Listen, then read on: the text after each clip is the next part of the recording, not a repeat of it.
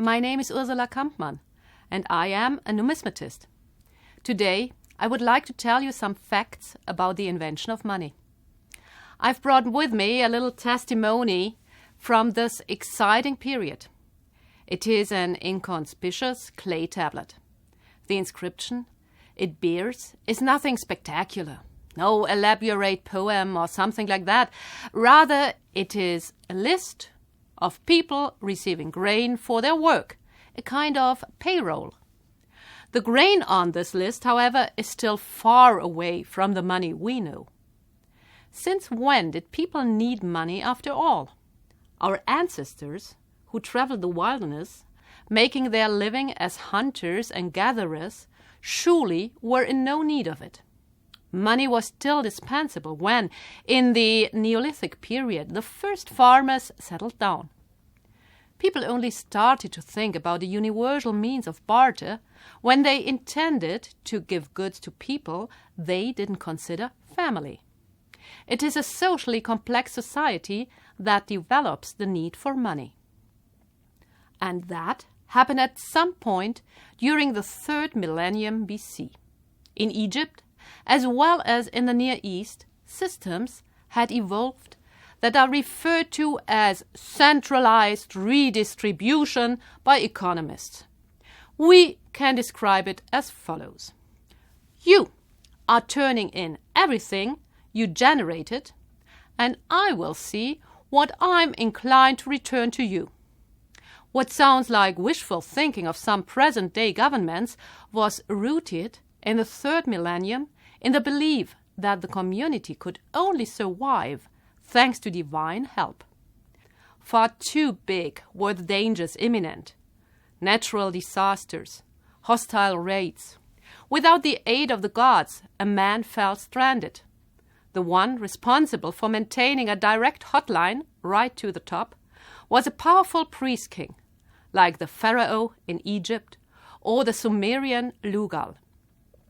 He was in control of the community's fate. That was why he was entitled to receive all goods generated by that community. It was left to his mercy to redistribute so much to the people as they needed to survive. Our payroll dates exactly to that period of time. It states, for example, that a boatman ought to be given roughly 1,500 liters of flour for himself and his family.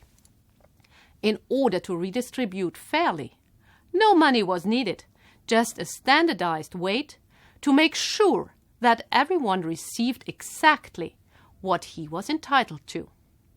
It could have stayed that way, but humans are only human, and sometimes they do exactly what the authorities have forbidden. Since that authority was considered sacrosanct, every violation of its law was regarded as sin that called for atonement to propitiate the gods. Serious crimes resulted in a death sentence. A minor misdeed was made up with a determined weight of silver. When reflecting upon the divine world order, the authority of those days decided to lay other aspects down by law as well. It stated how much interest had to be paid for something borrowed, and at what ratio the silver was to be calculated in regard to other products. Grain was as important for the economic history back then as oil and wool. Thus, the first written criminal laws of humankind reflected a world with an already existing economic life where weighed silver was used as currency. Egypt, too, had a brisk commercial life, albeit one that wasn't based on silver but on gold and copper instead. The British Museum keeps a record that is a marvelous illustration of how a sale actually looked like in the second half of the 1st millennium.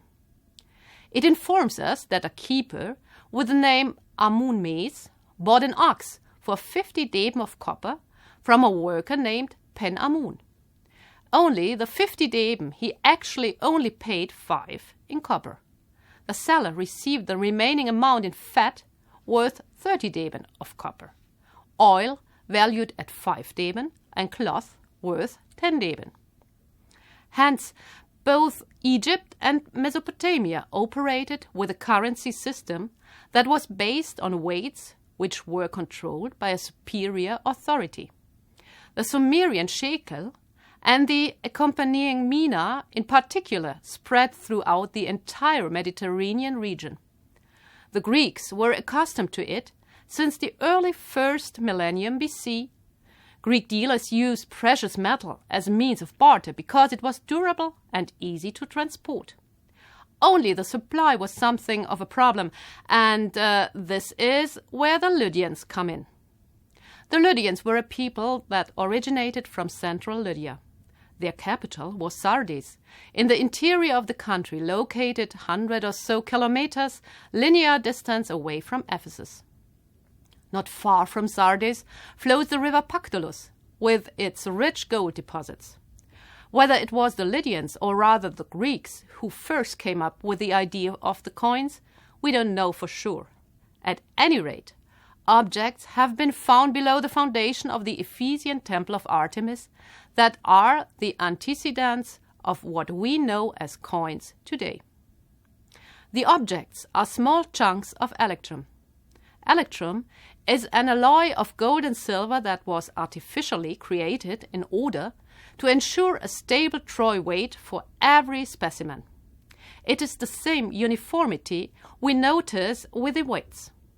Already at the beginning of the coinage, which took place at some point during the second half of the 7th century in all probability, there were 3 different weight systems with a distinct difference.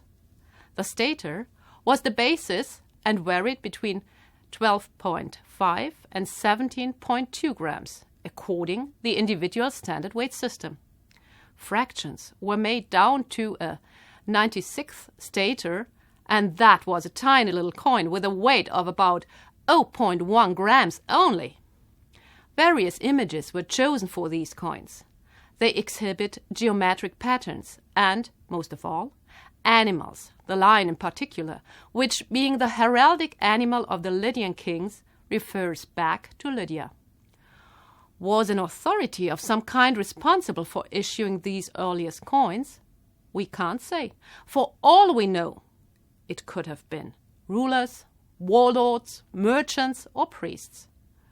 What we don't know either is the exact reason why these early coins were made in the first place. Did they serve as a medium of exchange? Did the Lydians use them to pay their soldiers, with which they conquered the Turkish west coast? Or were the pieces made to be used as votive for the gods? After all, the biggest treasure consisting of such coins was discovered in the temple of the Ephesian Artemis. These early coins raise more questions than they answer. At present, however, the best numismatists all over the world carry out research to find out more. Anyway, one thing is for sure. While the evolution of our clay tablet to the first coin took more than 1.5 millennia, it took only about 1 century for the coin to become an established means of exchange in the entire Mediterranean region. That, however, is a topic I will tell you a few facts about some other time.